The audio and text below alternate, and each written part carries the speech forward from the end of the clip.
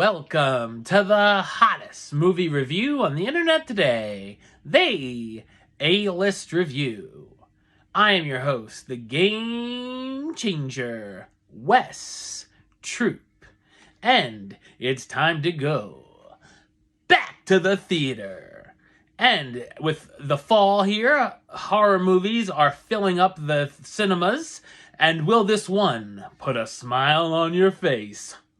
My review of the 2022 psychological horror film, Smile, coming up now.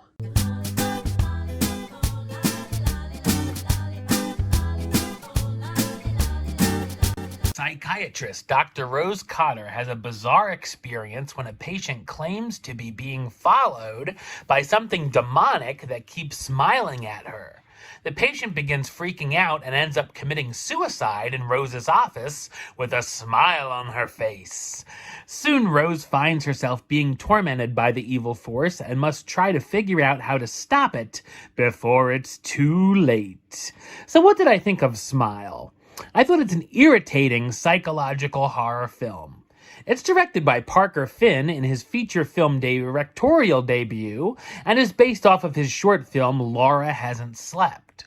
The film has actually gotten some praise from critics and audiences alike, so I feel like I must have been watching a different movie here. When I saw the trailer, I thought it looked like a fitting title would have been Jump Scare the Movie, and that's certainly one of its priorities. While there are a couple of decent scares, all of which were shown in the trailer, by the way, it doesn't know when to call it quits, as it packs in a jump scare almost every 5 minutes, making it tiresome and even lazy at times, with one just being a car horn honking. If you follow my reviews regularly, you'll know one of my biggest cinema tropes that I find insufferable are fake-out dream sequences. Well, here one of the plot points is Rose having a number of visions resulting in way too many fake-out scenes, which are highly predictable, and the audience can easily tell it's going on in her head and not in real life.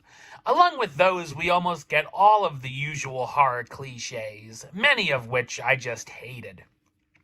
There's really nothing scary here either. Unless you have a fear of smiles, then you'll be in trouble, I suppose.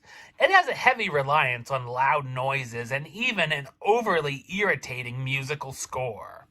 As for the story, it takes a number of ideas from other Curse movies, whether it be The Ring, It Follows, or even Hereditary.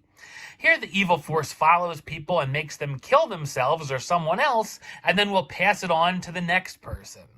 There's a number of unintentional laughs, mostly in the fake-out scenes, but one of its biggest crimes is that it takes itself way too seriously, trying to be uber grim and dark when it's a silly premise. And another random modern trope for horror movies as of late, Rose is dealing with trauma from her past.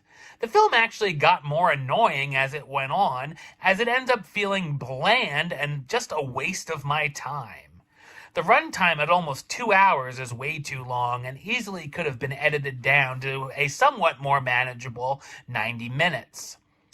There's no chemistry at all from the cast, and some of the supporting performances are questionable, and it feels like amateur hour.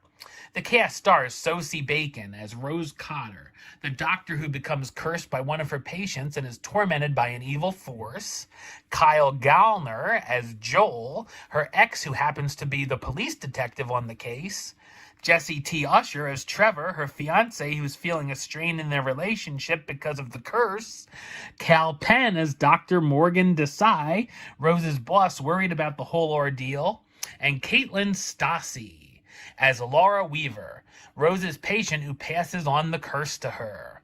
Smile isn't one of the worst movies I've seen this year, but it might be the most irksome, as I ended up hating it as it went on. I feel like you could just watch a jump scare compilation video on YouTube for the same effect. Number-wise, I'm going to give it a 3 out of 10, which gives it the A-list rating of Smile. I only got 2 words for ya. Suck it! Alright, well that's the show. I'll be back with another review very soon. But until then, don't forget to subscribe right here on YouTube. youtube.com/westside of515. Like the show on Facebook, facebook.com/westtroopaList.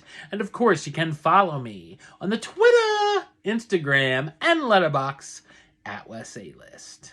Until next time, Troop out.